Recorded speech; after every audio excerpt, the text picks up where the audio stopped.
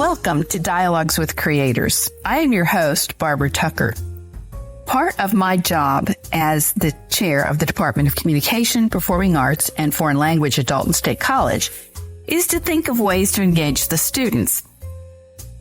A colleague of mine, Ryan Reese, and I decided that we would hold an independent film series this year. We've asked filmmakers from the area who have had success with their films at festivals across the country to come and screen their films. You've heard some of them on this podcast already.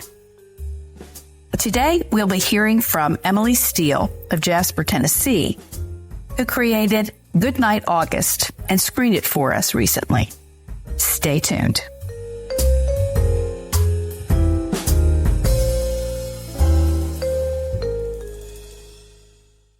I want to say good evening to Emily Steele. This is the first time that we have talked at any length about her career in film, but it's not the first time we've met. She has been part of our advisory board for our film studies students and program at Dalton State. And she also screened her film, Goodnight August, last week for our students and folks in the community. So I'm going to start with just asking you a kind of a corny question that I hear a lot with film, has to do with superhero movies. What is your origin story, Emily? Well, first off, thank you so much for having me on. I'm super excited to be here talking to you. And as far as the origin of becoming a filmmaker, I would say that, ever since I honestly can remember, I think that making up stories is in my mind and, kind of using storytelling as a creative outlet. I think I've always done that as far back as I can remember. And it was probably around my senior year of high school that I really decided that maybe what I was doing was in a line with filmmaking. And so there definitely wasn't, a moment where I decided I wanted to be a filmmaker, but maybe discovered that a filmmaker is kind of what I'd been all along. And so storytelling in any aspect of the medium, is something that I'm greatly passionate about. And so, I would say that's probably my origin. Okay. I like how you said that it wasn't something you just decided to do, but it's something you realized you'd been doing all along. Yeah, that's kind of cool. It's almost like, in many ways, it's almost as if I feel as if I'm a creative person, whether I want to be or not. And I definitely want to be. But in many ways, I feel like the way that I cope with things, the way that I look at life, the way that I look at my own life, I feel like it's always kind of through a creative lens. So I definitely feel like I'm maybe deeply wired that way. Mm-hmm. Yeah. So you went to college at where? Chattanooga State. I went to, I was a part of the film program there for 2 years. And I graduated with a degree in media technology. And that was kind of where I met a lot of people. I met the cinematographer to both of the larger films that I've done for names through that program. And had access to the equipment. And that was kind of how I was able to learn the fundamentals of filmmaking and make some student projects that I really enjoyed. So definitely thankful for that program. And then, of course, that was how I was connected with you guys at Dalton State. Met a lot of wonderful people so far. So, yeah. My understanding is that program, they have one class that is doing a student film, right? Or doing actually making a film. Yeah. I think that I remember when I was there, we had the film production and TV class. I want to say I probably said that wrong. But part of our learning was actually making a film, which in my opinion, of course, is always the best way to learn is by doing. And so, I was lucky enough to be able to make some of my student shorts through that class. So it was actually a requirement to make a film. So I learned a lot there. And that class is still going and they're making films and that sort of thing. And it's all done by Chris Willis. And I learned a lot from him as well. So So what was your first film? Let's see. My very first film was a really terrible stop motion that I think I made right out of high school. And it was supposed to be kind of like an alien stop motion. And I kind of made the little puppets myself out of aluminum wire. And a friend of mine, him and I, we put it together. And that was probably, I guess, my sort of first film. And then after that, I made a film called Train of Thought. That was probably my first student film out of the college program that I was in. And yeah, honestly, those films I feel like were some of the most fun that I've done thus far, because, it's kind of like when you're first starting something, the pressure is kind of off, like you kind of know that it's going to be bad. And so, you can just make it and not have to worry about making it perfect. You're just kind of learning. And so, yeah. It's interesting you said it was stop motion. You may know this. I was looking at going to a movie the other night, and I was looking at the Fandango, and there's a movie called Stop Motion, and it's a horror movie, and it looks grotesque. Right. It's grotesque. I'm so interested in seeing that one. I saw the poster for it, and the concept just sounds so incredibly interesting to me. I really cannot wait to see that one. I think it's kind of like the idea of having a ventriloquist dummy, and the dummy takes over your personality or something. See, that's like right up my alley as far as like types of films that I enjoy. So, so you like horror movies? I do. I love horror movies. Typically, the things that I write kind of lean towards horror a lot of the time, whether intentional or not. Where do you think that comes from? They scare me. I can't deal with it. Thrillers are fine, but when there's anything that's like really, I don't know, or bloody stuff, I just. Right. Yeah, I would say I definitely agree. Like I'm definitely not like a blood and gore kind of person. And yeah, I honestly, I think the kind of films that I probably enjoy the most are probably thriller, psychological thriller, suspense. Mm-hmm. But yeah, I think that like I love when horror is done. I guess you could say in maybe like and I say this, but at the same time, I'm the kind of person I like to make, help my friends make zombie films in the backyard, so I'm definitely not like an intellectual high, filmmaker or pretentious or anything, but I think it's really cool when I see like, I know like a lot of A24 films. A lot of those films are, horror based, but maybe they'll be like kind of an allegory for like mental health or something like that. I think that's, always interesting to see. Okay. So you screened Goodnight August for us the other night. Was that your first major production, or did you have one prior to that? So I had a film prior, and the title of it is Counterpole, and it ran for, I want to say 54, 53 minutes. And that was unintentional. It was never meant to be a feature-length film, but it kind of ended up being that way in post-production. That film, I would say, was probably, it was the first film that I did that wasn't a student short. And I learned so much from that film. But I would say that with Goodnight August, it was sort of the first film that I felt like maybe I was stepping more into my own individual kind of style, hopefully, as an artist and, just writing from maybe a more personal place with that one. Mm-hmm. It's called Counterpole. Yes. That was the title of the film I did before Goodnight August. And it was a really challenging film in many ways, just because of it kind of took on so much spearheading it, because you have to be the director, the producer, and everything else. And it was a lot. I think I bit off a little more than I can chew, but I think it was worth it in the end to learn. Where could somebody see that if they wanted to see it? So as of now, the only thing that is up is the trailer for that film. I kind of need to find the perfect place to put it. I'm kind of in a place right now where I'm kind of switching the content of my website.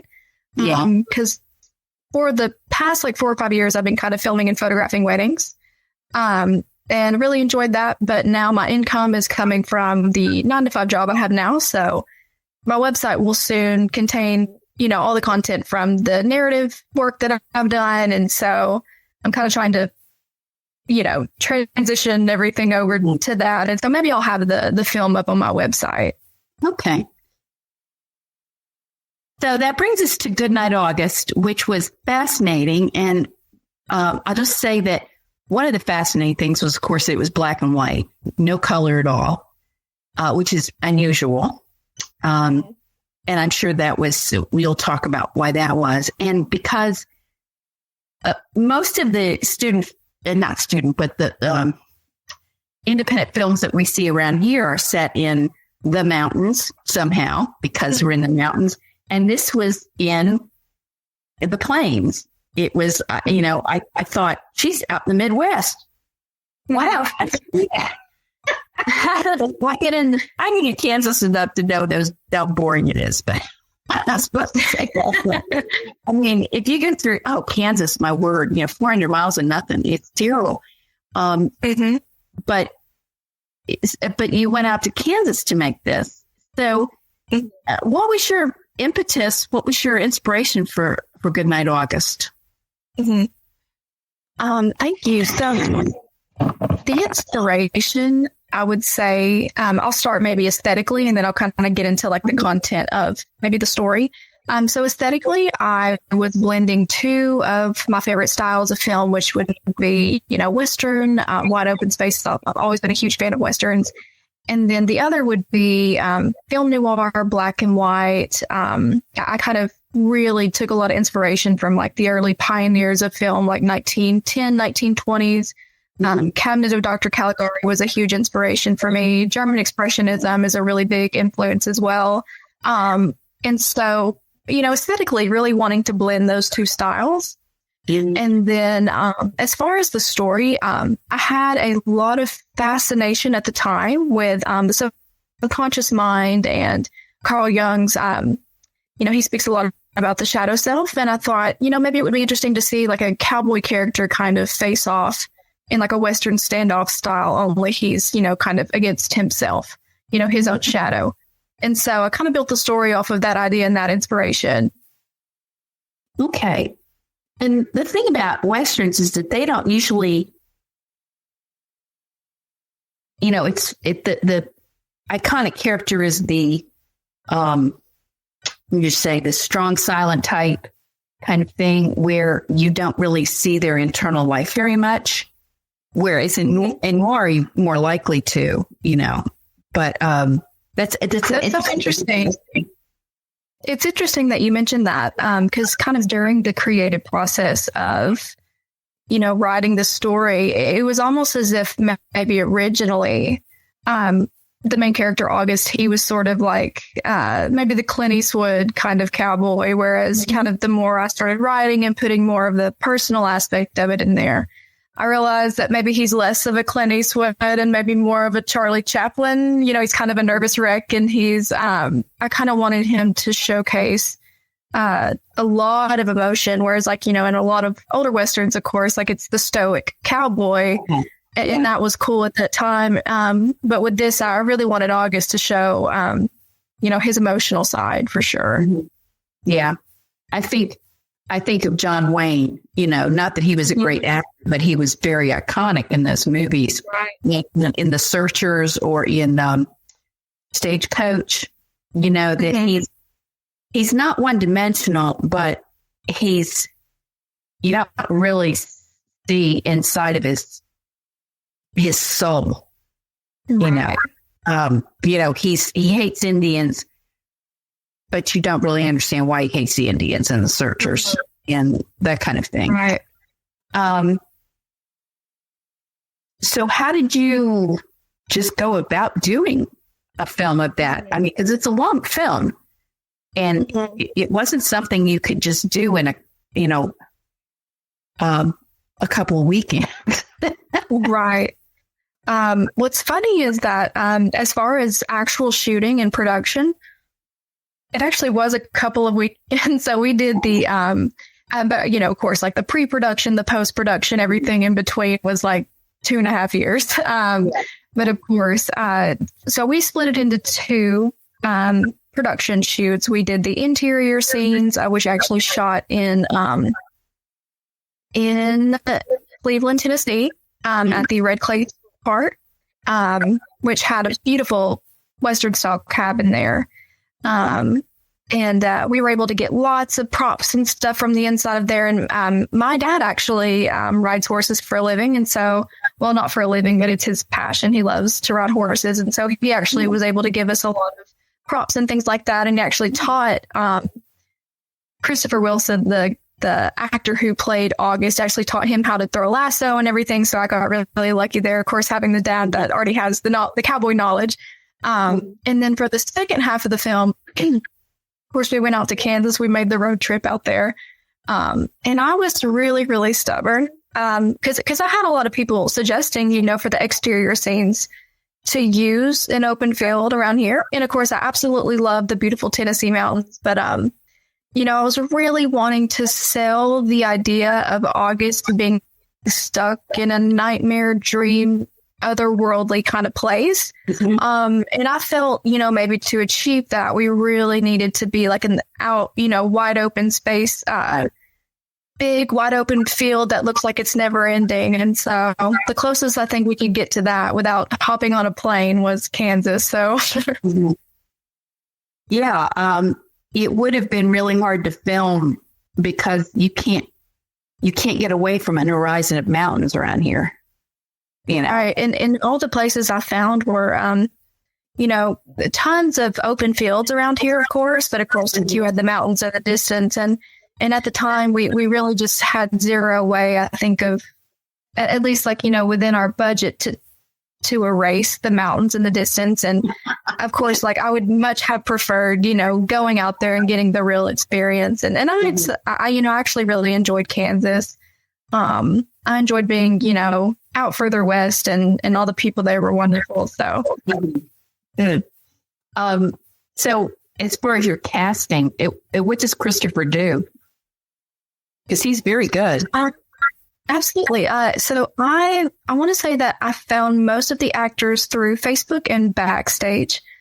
Christopher is an actor. He's a working actor. I'm not too sure what he does as far as a current job right now. I think that he's like many creatives like ourselves, he's got his main job, and then he kind of does the creative stuff on the side.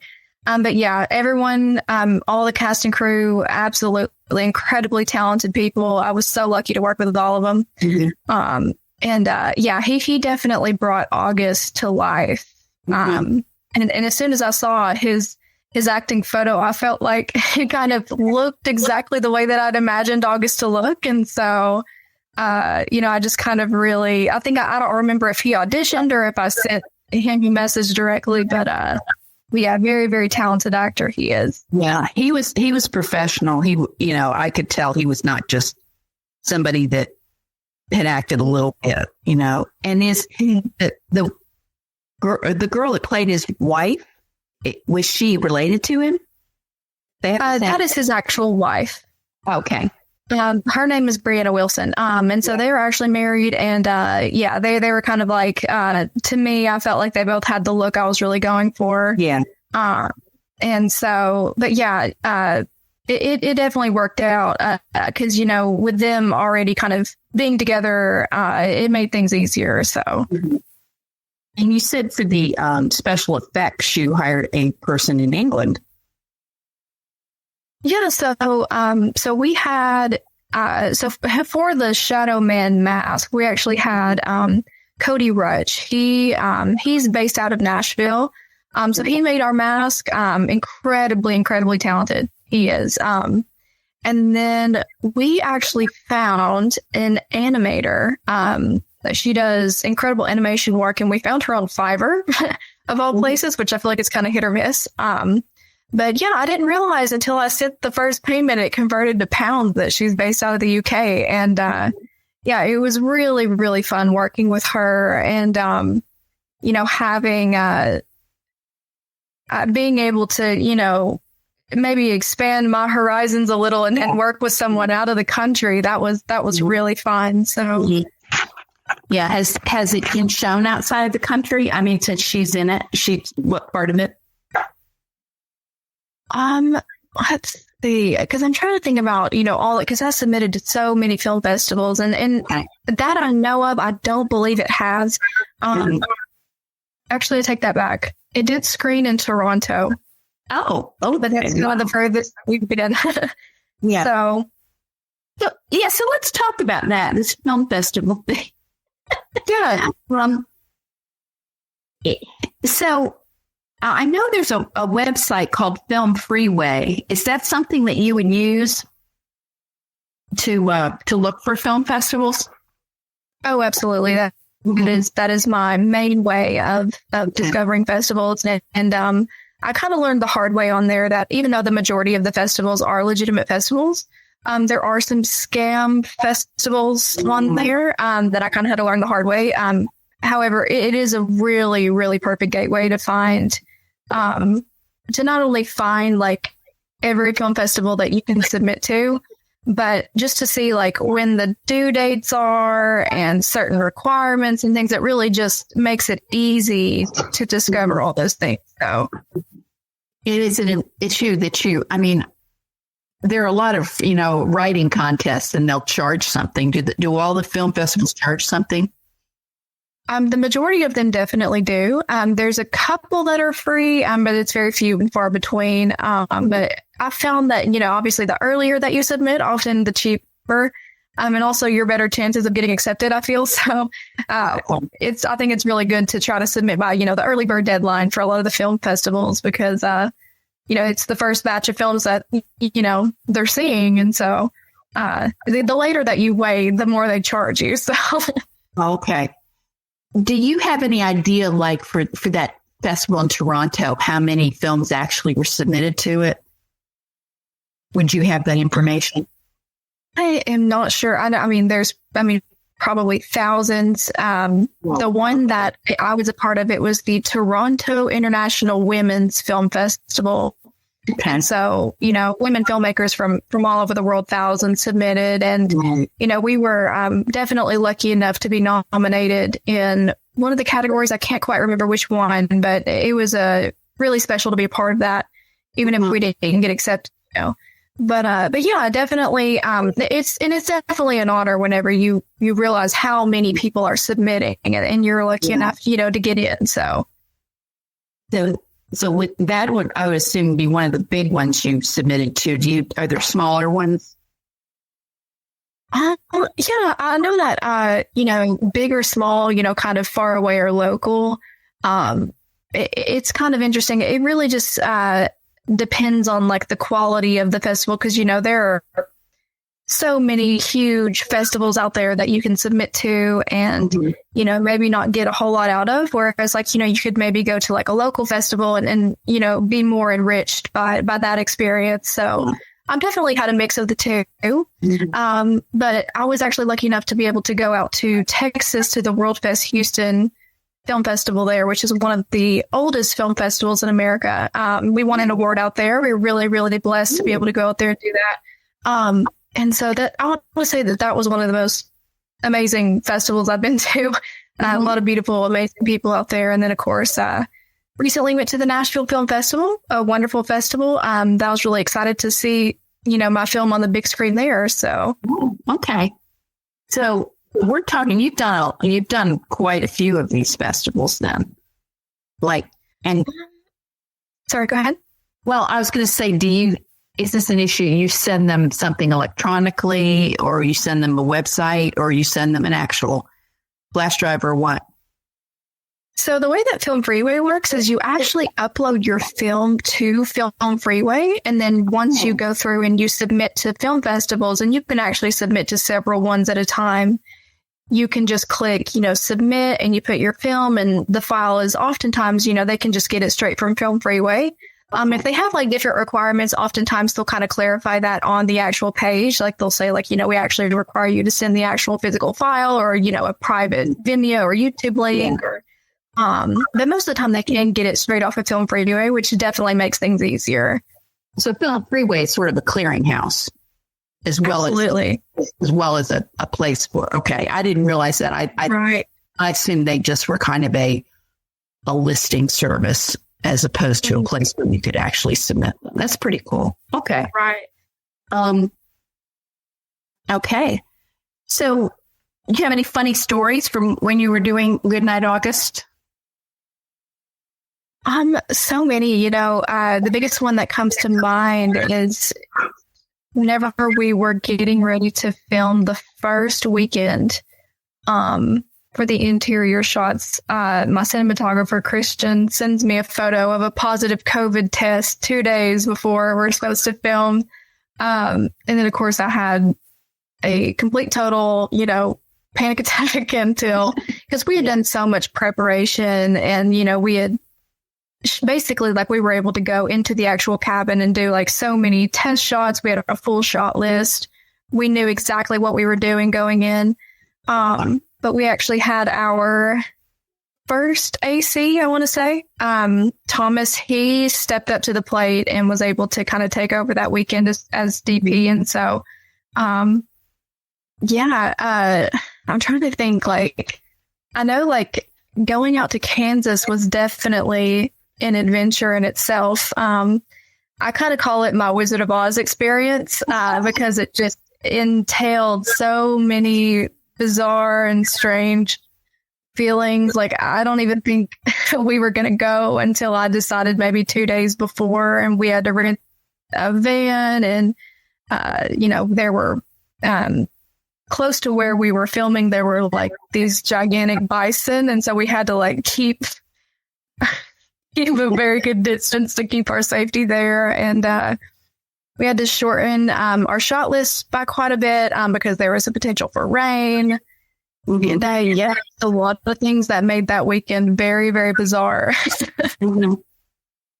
What shot in the film where it's mountains and there's a cloud? The mountains are above the clouds. Where was that shot? So that is actually a green screen effect that we did. Oh. So we actually filmed Christopher in front of a green screen at Chattanooga State, and then we actually placed that background in there. Or Christian placed that background in there. I really love the way that shot turned out, but I think that I may, going forward, I might potentially change that backdrop to something a little bit more, kind of getting rid of those pesky mountains that, I'm always wanting to get rid of. So. It's interesting what you just said. You said you made it sound like that your film is still in process. Right. Yeah. And it's crazy because, even just the other night when I was screening the festival at Dalton State, I had gotten a couple of notes that were things that I maybe kind of already felt like I definitely wanted to change. And kind of, for the sake of getting your film out there and submitting to festivals and things like that, you kind of just will submit what you have. And of course, I'm very happy with the way that it is now. But, one of the things that I would definitely like to change, I mentioned the green screen background, but also maybe the voice of Shadow Man. I kind of would like to, play around with that, play around with some more effects with his voice and kind of make it maybe a little less windy and whispery. Maybe it's just so kind of it's easier to listen. And so, definitely, when it comes to independent film work, you're always maybe kind of wanting to go back in and fix something. So, yeah. Okay. Well, it's that way for just about anything nowadays because everything's digital. So you can change it, which in the past, you couldn't, if changing anything after the fact would have been really, really hard in the analog time in books or movies or anything. So it's interesting because one of the questions I've always had about art, any type of art, is when do you know when it's finished? I'm editing 2 novels right now, and I'm like, I got to get them done, but they'll never be done. I'll always want to do some question, And so I look at the beautiful paintings. I love to go to museums and look at, paintings and things. I'm like, how did they know they were done? Right. And, honestly, I mean, of course they say the Mona Lisa was never properly, finished. And it's one of those things you just never, you never really know. At least for me, I know that there's probably a lot of artists out there that kind of will definitively know. I feel like when it comes to something maybe like film or painting even, there's so many aspects to it. And maybe with a painting, there's shading and different, details that you would like to add. And you can keep adding detail for the end of time, I feel like it might be the same thing for film. You just want to keep going again and adding certain things or, if you're kind of in a place in your career where you're kind of still learning, you really want to, once you learn something or you kind of, grow or you think about a different aspect to the story, you want to go back and change it or fix it, so that's definitely happened. Yeah. Yeah. I have heard people say, it's finished when you're sick of it. Oh yeah. And that happens with film. You get sick of it. Oh yeah. Or when it's, when it's due, when it has to be turned in or, whatever. Right. What's your next project? Are you still working on Goodnight August? So I'm kind of simultaneously working on a couple of things. I think that, for Goodnight August, the purpose of the short film was to work as a pitch for a potential miniseries. And so right now I'm kind of in the writing stages of, maybe getting 8 to 10 maybe episodes of that going. And, that's definitely something that I would very, very much love to do. And then, so kind of just finishing up and working on Goodnight August while also kind of thinking of some new ideas and that sort of thing. I'm sure you understand, kind of as a creative, you kind of bounce around and I definitely, it's hard for me to kind of stick to one thing at a time. So yeah. So what are some of your favorite movies? I was interested in asking you that. Yeah. So I want to say because I know there are so many films. I mean, just and not even just films, but just artworks and musicians and all sorts of things that have kind of inspired me over the years. But just maybe more so recently, maybe in the past 2-3 years, I've really been majorly fascinated with the films of Andrei Tarkovsky and really, really love Kurosawa. Really, really beautiful films. And, so many films of theirs just to really delve into and study. And then, of course, I mentioned kind of the early films. I really love A Trip to the Moon and, The Cabin of Dr. Caligari and The Night of the Hunter is a really big one for me. Absolutely adore that film. That film was kind of inspired by the German Expressionism as well. It's way creepy. I mean, oh yeah. Honestly, I would say that has to be, even at its time, it is one of the most surreal and disturbing, creepy films ever. Just the character. And I'm forgetting his name, but the guy who plays the Robert character preacher. Yeah. His character is terrifying. But yeah, that I want to say if I had just and honestly, probably The Night of the Hunter, Paper Moon, Peter Bogdanovich. That's a really big one for me. I always adored that film. Those are two really big ones. It's interesting that the Night of the Hunter, that was the only film that Charles Lawton directed. He never directed another one, and I thought, I always thought that was so interesting. It's part of the reasons why I'm so fascinated just with him as a director and a person, because he made that film, and in my eyes, that film is just so flawless. He made that film and then it was he was done, It really, really interesting. Yeah. It was what he wanted to do, I guess. And that was it.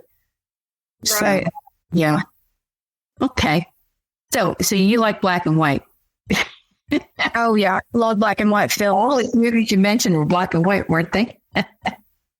They were. And, definitely, I guess, aesthetically, I pulled so much from those films. Paper Moon is just, as far as like the framing and the blocking and the cinematography of that film in my eyes, just completely flawless. Mm-hmm. Yeah, I like black and white too. I would prefer to watch a black and white. And I'm not 100% sure, except that when I was a kid, because I'm a lot older than you, everything media was black and white. We didn't have a color TV until late 70s, late 60s. Yeah. And, most people didn't. And so just everything was black and white. And then, as I got older, it just seemed to me that the black and white allowed you to get into the story more. To me, color distracts me. And maybe I have ADHD or something, but color tends to distract me. And also at that time when I was a kid, the color was so, now a lot of times you'll see more muted colors in films, but back then it was the Technicolor thing. And it was so, the color was so green and fake that it just didn't, I don't know. Sometimes I look at it and it's like creepy. It's so saturated. It's so vibrant. Yeah. And that's the reason I'll mention too, like, I guess this kind of relates back to the Kansas thing too, is, we were filming out there. We played around with the color, because you're still kind of in the process of like, well, we technically could still make a version in color. And it just, the wide open space, it looked like a Coen Brothers movie or something. It was so beautiful, the color. And then it was hard to make it black and white, but at the same time, it kind of felt like so necessary for the film. And of course, with the interior shots, it had to be black and white or nothing.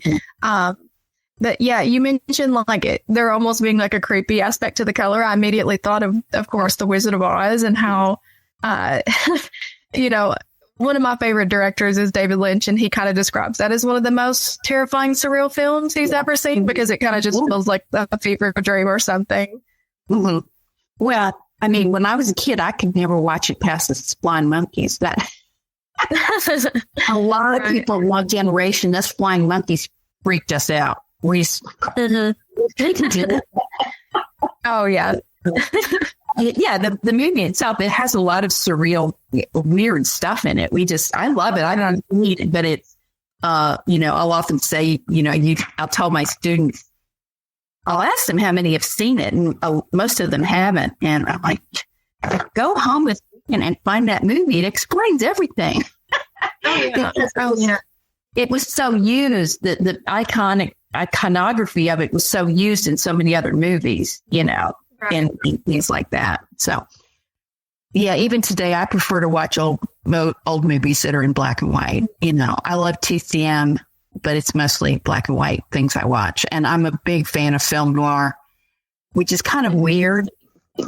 My public persona to most people would wonder why, but I just love that. I love Hitchcock, although he wasn't really film noir, and me too. And those kinds of things. Although I preferred his older movies from like the 30s and 40s than some of the 50s things that again were so saturated in color, and he got a little weird with women too. So yeah, and it's crazy because like a lot of it's like maybe at the time, like a lot of the films from like the 1930s, 40s, and sometimes 50s, like the horror films that were kind of made during that time, I feel like they were made to be a certain kind of horror, whereas now, and you go back and you watch those films and it's creepier in maybe like a different way. Mm-hmm. To me, it's almost like there's something terrifying about, very, very older looking effects and things like that are sometimes very surreal and more terrifying than something that can be achieved today. And honestly, like going back and watching the films of the pioneers, the 1910s and 20s, when you watch those films and you can understand that everyone who worked on that film is now gone. There's something really surreal and kind of terrifying about that, but also beautiful. And so, it's definitely, heavily inspired by that. I knew what I was going to ask you. Did you film in color, but then changed it to black and white, or did you film it in black and white? Yeah, so we filmed it. We filmed it with our monitors with sort of like a color grade over the monitor so we can kind of see like what it would look like in black and white. But of course, like the raw footage itself was in color. Yeah. Yeah. Is it possible to film something in black and white? Is that even possible? I would say so. I think that there's probably like filters or maybe like some in-camera settings that you could maybe film something in black and white. Yeah, I think so. You can't buy black and white film because it's digital anyway. Everything's digital. Right. I don't know. Like, I know like for digital, it might be kind of more like a setting. And of course you can always like, I've always wanted to film on like actual film. If it wasn't so expensive, that would be something I would absolutely love to do. Okay, because I think I've read that in the old days they filmed in color, but then changed it to black and white because you can tell the difference in the black and white that they're different colors. They're not just it's not just something dark and something light. It might have been red, but it's not something seen as red, but the fact that it was red in the original shows in the black and white. Does that make sense? Oh yeah, definitely. And that was actually something that they did for Paper Moon. From what I understand, I'm pretty sure they filmed on an infrared camera, so that they really wanted like the black and the whites to like pop in maybe a different way, like be less of like a grayscale. Because when you film an infrared, you turn it black and white, it's going to have less of a gray look and kind of like make the blacks and the whites pop a lot more. And that was something I actually had to study a lot with Goodnight August. Just the way that, you layer certain things. And of course, like, when we were out in Kansas, it was important to have, the shot of the widow in the distance. Of course, like, widows, they wear black, obviously, but having, the character in all black so that it would kind of stand up against the white background. And then, of course, vice versa. So, like with August, we had the white T-shirt in the dark cabin. Sometimes it's just like as simple as that, kind of layering the black and the white on top of each other in a certain way. But yeah, definitely like the colors that you film in definitely affect the way that the black and white will end up looking in the end. Mm-hmm. Okay. And that's the area of filmmaking that, I can get into story and acting and screenplay and all that. But when it gets to the technical stuff of film and light, I would think, aspect ratio, I know what it is, but I don't know what it is. Right. I've learned some, but I definitely am not a technical minded person for the most part. It's definitely fascinating to me, but yeah, I a lot of it definitely goes over my head. So, well, it doesn't even get close to my head. So, we have been talking with Emily Steele, who lives in Jasper, Tennessee, right? And she's a filmmaker. Her most recent film that's going through the festivals is Goodnight August. She screened that for us at Dalton State on February 21st, and it was very enjoyable. Thank you for being with us today, Emily. Of course. Thank you so much for having me. It's been awesome. Great. Bye-bye.